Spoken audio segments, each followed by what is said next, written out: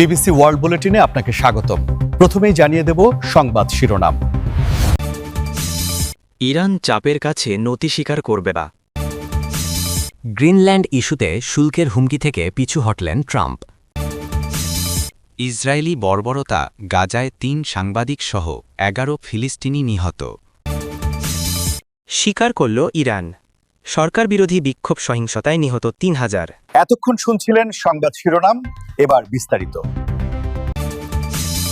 ইরানের বিপ্লবী গার্ড বাহিনীর আইআরজিসির জ্যেষ্ঠ কমান্ডার জেনারেল আহমেদ ওয়াহিদি বলেছেন, দেশটি মার্কিন প্রেসিডেন্ট ডোনাল্ড ট্রাম্পের চাপের কাছে নতি স্বীকার করবে না।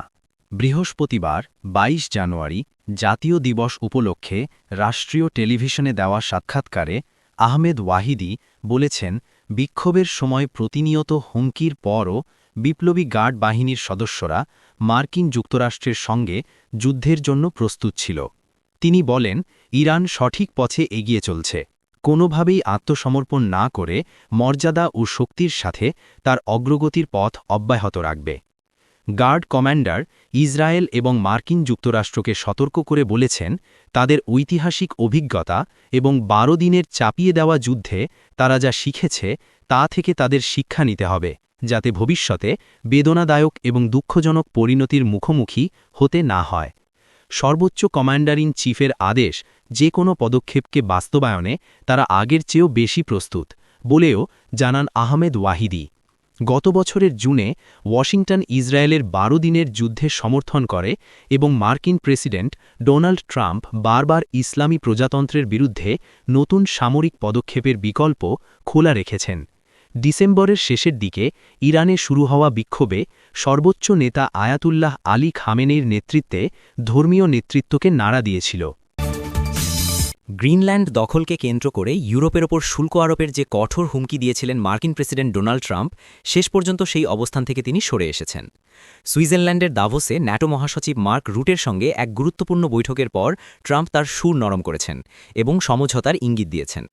তিনি জানিয়েছেন, গ্রিনল্যান্ড এবং পুরো আর্কটিক অঞ্চল নিয়ে একটি সম্ভাব্য চুক্তির ফ্রেমওয়ার্ক বা রূপরেখা তৈরি হয়েছে। এই অগ্রগতির পরিপ্রেক্ষিতে আগামী ১ ফেব্রুয়ারি থেকে ইউরোপের দেশগুলোর ওপর যে বাড়তি শুল্ক কার্যকর হওয়ার কথা ছিল, সেই সিদ্ধান্ত তিনি আপাতত স্থগিত করেছেন। দাভোসে অনুষ্ঠিত বৈঠকের পর গণমাধ্যমের সঙ্গে আলাপকালে ট্রাম্প সন্তোষ প্রকাশ করে বলেন, এটি এমন একটি চুক্তি হতে যাচ্ছে যাতে সব পক্ষই খুশি। তিনি এটিকে একটি দীর্ঘমেয়াদী এবং সম্ভবত স্থায়ী চুক্তি হিসেবে অভিহিত করেন। ট্রাম্প উল্লেখ করেন যে, নিরাপত্তা এবং গুরুত্বপূর্ণ খনিজ সম্পদের প্রাপ্যতার ক্ষেত্রে এই চুক্তির ফলে সবাই একটি সুবিধাজনক অবস্থানে থাকবে।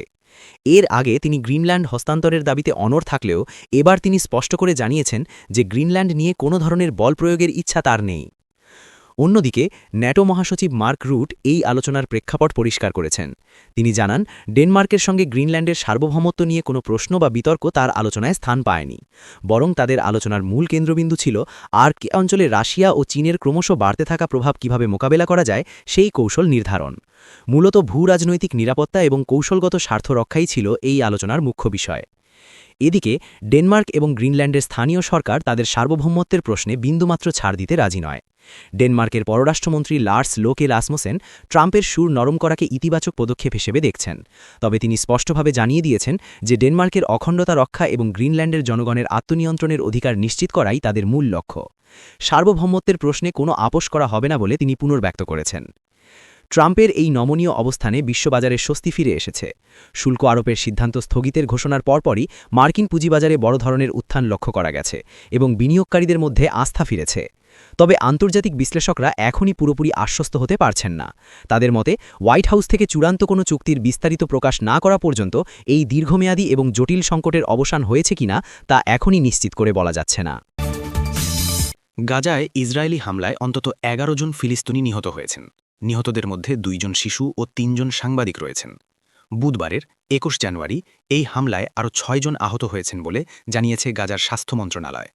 মন্ত্রণালয়ের মহাপরিচালক মুনির আল বুরশ জানান, বুধবার ২১ জানুয়ারি যে গাড়িতে হামলা চালানো হয় সেখানে নিহত ৩ আলোকচিত্রী মিশরের গাজা ত্রাণ কার্যক্রম তদারককারী ইজিপশিয়ান কমিটি ফর গাজা রিলিফের হয়ে কাজ করছিলেন।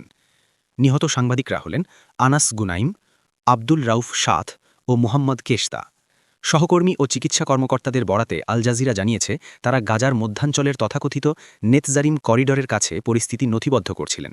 সে সময় ইসরায়েলি হামলায় তাদের গাড়িটি লক্ষ্যবস্তু হয়। ওই হামলায় আরও একজন নিহত হন। সামাজিক যোগাযোগ মাধ্যমে ছড়িয়ে পড়া ভিডিওতে দেখা যায় সড়কের পাশে পুড়ে যাওয়া গাড়ির ধ্বংসাবশেষ থেকে ধোঁয়া উঠছে। ইজিপশিয়ান কমিটি ফর গাজা রিলিফের মুখপত্র মোহাম্মদ বানসুর বার্তা সংস্থা এপিকে বলেন, সাংবাদিকরা একটি নতুন বাস্তুচ্যুত মানুষের শিবিরের চিত্র ধারণ করছিলেন। তার দাবি, হামলাটি ইসরায়েল নিয়ন্ত্রিত এলাকা থেকে প্রায় 5 কিলোমিটার দূরে ঘটে এবং ওই গাড়িটি মিশরীয় কমিটির বলে ইসরায়েলি সামরিক বাহিনীর জানা ছিল। তবে ইসরায়েলি সেনাবাহিনীর রেডিও এক নিরাপত্তা সূত্রের বরাতে দাবি করেছে, মধ্য গাজায় একটি গাড়িতে হামলা চালানো হয়েছে কারণ সেখানে থাকা ব্যক্তিরা ড্রোন ব্যবহার করে সেনা অবস্থান সম্পর্কে গোয়েন্দা তথ্য সংগ্রহ করছিলেন। একই পরিবারের 3 জন নিহত। মধ্য গাজায় আরেকটি হামলায় একই পরিবারের 3 জন নিহত হয়েছেন, যার মধ্যে এক শিশুও রয়েছে। আল আকসা শহীদ হাসপাতাল সূত্র জানিয়েছে, পূর্ব দেইর আল বালাহে ইসরায়েলি হামলায় এক বাবা, তার ছেলে এবং পরিবারের আরেক সদস্য নিহত হয়েছেন। দক্ষিণ গাজায় 13 বছর বয়সী এক কিশোর ইসরায়েলি সেনাদের গুলিতে নিহত হয়েছে বলে মাঠ পর্যায়ে রিপোর্টে জানিয়েছে আল জাজিরা। বার্তা সংস্থা এপি হাসপাতাল সূত্রের উদ্ধৃতি দিয়ে জানায়, শিশুটি পূর্ব বানি সুহাইলায় জ্বালানি কাঠ সংগ্রহের সময় গুলিবিদ্ধ হয়। সামাজিক যোগাযোগ মাধ্যমে ছড়িয়ে পড়া ফুটেজে হাসপাতালে ছেলের মরদেহের পাশে বাবাকে কাঁদতে দেখা যায়। এছাড়া খান ইউনিসের কাছে পৃথক এক হামলায় 32 বছর বয়সী এক নারী নিহত হয়েছেন। গাজার উত্তরে আরও 2 ফিলিস্তিনি নিহত হওয়ার খবর দিয়েছে ফিলিস্তিনি বার্তা সংস্থা ওয়াফা। যুদ্ধবিরতি লঙ্ঘনের অভিযোগ। ফিলিস্তিনি কর্মকর্তারা বলছেন, যুক্তরাষ্ট্রের মধ্যস্থতায় গত 10 অক্টোবর কার্যকর হওয়া যুদ্ধবিরতি বারবার লঙ্ঘন করছে ইসরায়েল। একই সঙ্গে গাজায় খাদ্য, চিকিৎসা সহায়তা ও আশ্রয় সামগ্রী প্রবেশে কড়াকড়ি অব্যাহত রয়েছে। প্রচণ্ড শীতের মধ্যে প্রায় 22 লাখ ফিলিস্তিনি তীব্র মানবিক সংকটে রয়েছে। ইসরায়েলি মানব তথ্য অনুযায়ী গাজার দক্ষিণ, পূর্ব ও উত্তরাঞ্চলের বড় অংশে এখনও সেনা নিয়ন্ত্রণ বজায় আছে। কার্যত পুরো ভূখণ্ডই দখলদারির মধ্যে রয়েছে বলে জানিয়েছেন সংশ্লিষ্টরা। ট্রাম্পের গাজা শান্তি পরিষদে $100 কোটি দিতে চান পুতিন। ফিলিস্তিনের যুদ্ধবিধ্বস্ত গাজা উপত্যকা পুনর্গঠনে মার্কিন প্রেসিডেন্ট ডোনাল্ড ট্রাম্প গঠিত গাজা বোর্ড অফ পিস বা শান্তি পরিষদে $100 কোটি অনুদান প্রদান করতে চান রাশিয়ার প্রেসিডেন্ট ভ্লাদিমির পুতিন। এই ইস্যুতে প্রেসিডেন্ট ট্রাম্পকে প্রস্তাবও দিয়েছেন তিনি। সেই প্রস্তাবে রুশ প্রেসিডেন্ট বলেছেন, ডোনাল্ড ট্রাম্পের পূর্ববর্তী প্রেসিডেন্ট জো বাইডেনের প্রশাসনের সময় যুক্তরাষ্ট্রের বিভিন্ন ব্যাংকে জমা রাখা রাশিয়ার যে অর্থ ফ্রিজ করা হয়েছিল, সেখান থেকে $100 কোটি যেন গাজা বোর্ড অফ পিসে অনুদান হিসেবে দেওয়া হয়। গাজা বোর্ড অফ পিস পরিষদের সদস্য পদের জন্য ইতোমধ্যে প্রেসিডেন্ট পুতিনকে আমন্ত্রণ জানিয়েছেন প্রেসিডেন্ট ট্রাম্প। রাশিয়ান সিকিউরিটি কাউন্সিলের বৈঠকে ট্রাম্পের সেই আমন্ত্রণের বিষয়ে রুশ প্রেসিডেন্ট জানান, এখনও এ ব্যাপারে সিদ্ধান্ত নেয়নি মস্কো। বৈঠকে পুতিন বলেন, গাজা বোর্ড অফ পিসে আমন্ত্রণ জানানোর জন্য প্রেসিডেন্ট ট্রাম্পকে ধন্যবাদ জানাচ্ছি। রাশিয়া এখনও এ ব্যাপারে সিদ্ধান্ত নেয়নি। আমন্ত্রণ পর্যালোচনা এবং কৌশলগত মিত্রদের সঙ্গে আলোচনার পরই এ ব্যাপারে সিদ্ধান্ত নিতে পারবে মস্কো, সেজন্য আরও সময় প্রয়োজন। তিনি বলেন, তবে ফিলিস্তিনের পনজনের সঙ্গে আমাদের সম্পর্ক সবসময়ই বিশেষ। আমরা গাজা পুনর্গঠনে সহায়তা হিসেবে $100 কোটি দিতে চাই এবং আমাদের প্রস্তাব হল, বিগত বাইডেন প্রশাসনের যুক্তরাষ্ট্রের বিভিন্ন ব্যাংকে গচ্ছিত থাকা রাশিয়ার যে অর্থ ফ্রিজ করা হয়েছিল, সেখান থেকে এই অর্থ নেওয়া হোক এবং আমরা চাই গাজা বোর্ড অফ পিসে যোগদানের ব্যাপারে মস্কো সিদ্ধান্ত গ্রহণের আগেই যেন এই পদক্ষেপ গ্রহণ করা হয়। গাজায় হামাস ইসরায়েল যুদ্ধ স্থায়ীভাবে থামাতে গত 29 সেপ্টেম্বর 20টি পয়েন্ট সমন্বিত যে শান্তি পরিকল্পনা প্রস্তাব করেছিলেন প্রেসিডেন্ট ট্রাম্প, সেখানে গাজায় একটি টেকনোক্র্যাট সরকার এবং গাজা বোর্ড অফ পিস গঠনের বিষয়ে উল্লেখ ছিল। এ প্রসঙ্গে ট্রাম্পের শান্তি পরিকল্পনায় বলা হয়েছিল, যুদ্ধ পরবর্তী গাজার প্রশাসন পরিচালনার জন্য একটি অরাজনৈতিক টেকনোক্র্যাট সরকার গঠিত হবে এবং এই সরকার পরিচালিত হবে গাজা বোর্ড অফ পিসের নির্দেশ অনুযায়ী। পরিকল্পনায় আরও বলা হয়েছিল, যুক্তরাষ্ট্রসহ বিভিন্ন দেশ গাজা বোর্ড অফ পিসের সদস্যপদ পাবে এবং টেকনোক্র্যাট সরকারকে নির্দেশনা প্রদানের পাশাপাশি গাজার পুনর্গঠনের জন্য তহবিলের জোগাড় এবং সেই তহবিলের ব্যয়ের ব্যাপারটিও দেখভাল করবে Gaza board of piece. Trump বিভিন্ন দেশকে গাজা বোর্ড অফ পিসে আমন্ত্রণ জানিয়েছেন এবং ইতোমধ্যে পাকিস্তান, হাঙ্গেরি, মরক্কো, কাজাখস্তান সহ আরও কয়েকটি দেশ সেই আমন্ত্রণে ইতিবাচক সাড়া দিয়েছে। সাম্প্রতিক সরকারবিরোধী বিক্ষোভ ও সহিংসতায় নিহতের সংখ্যা নিয়ে প্রথমবারের মতো আনুষ্ঠানিক হিসাব প্রকাশ করল ইরান।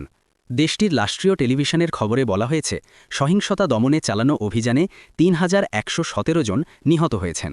গত বুধবার 21 জানুয়ারি ইরানের বার্তা সংস্থা প্রেস টিভিতে প্রচারিত এক বিবৃতিতে দেশটির মার্টির্স ফাউন্ডেশন জানায়, নিহতদের মধ্যে 2427 জন বেসামরিক নাগরিক ও নিরাপত্তা বাহিনীর সদস্য। তবে যুক্তরাষ্ট্রভিত্তিক মানবাধিকার সংগঠন human rights activists news agency HRANA নিহতের সংখ্যা আরও বেশি বলে দাবি করেছে। সংগঠনটির হিসাবে বিক্ষোভ চলাকালীন 4519 জন নিহত হয়েছেন। এর মধ্যে 4251 জন বিক্ষোভকারী 197 জন নিরাপত্তা বাহিনীর সদস্য, 18 বছরের কম বয়সী রয়েছেন 35 জন ও 38 জন পথচারী রয়েছেন, যারা না বিক্ষোভকারী ছিলেন না নিরাপত্তা বাহিনীর অংশ। HRANA আরও জানিয়েছে অতিরিক্ত 9049 জনের মৃত্যুর তথ্য পর্যালোচনায় রয়েছে। ইরানে গত ডিসেম্বরের শেষ দিকে ব্যাপক বিক্ষোভ শুরু হয়। প্রথমে দোকানদাররা মুদ্রার অবমূল্যায়ন ও জীবনযাত্রার ব্যয় বৃদ্ধির প্রতিবাদে রাস্তায় নামেন। পরে তা দ্রুতই সরকার বিরোধী আন্দোলনে রূপ নেয়। ইরানি কর্তৃপক্ষ এই বিক্ষোভকে সন্ত্রাসী কর্মকাণ্ড হিসাবে আখ্যা দিয়ে দাবি করেছে এসব সহিংস দাঙ্গা যুক্তরাষ্ট্রের উস্কানিতে সংঘটিত হয়েছে। তবে সরকারিভাবে বিক্ষোভ দমনের পদ্ধতি নিয়ে আন্তর্জাতিক মহলে ব্যাপক সমালোচনা হয়েছে। মানবাধিকার সংগঠনগুলির অভিযোগ, নিরাপত্তা বাহিনীর সরাসরি গুলিতে বহু বিক্ষোভকারী নিহত হয়েছেন। অ্যামনেস্টি ইন্টারন্যাশনালের এক প্রতিবেদনে বলা হয়েছে, ইরানি নিরাপত্তা বাহিনী রাস্তায় ও ভবনের ছাদে অবস্থান নিয়ে ধাতব গুলিভর্তি রাইফেল ও শটগান ব্যবহার করেছে। এসব অস্ত্র অনেক ক্ষেত্রে নিরস্ত্র মানুষের মাথা ও বুকে লক্ষ্য করে ছোড়া হয়েছে বলে দাবি করেছে সংস্থাটি।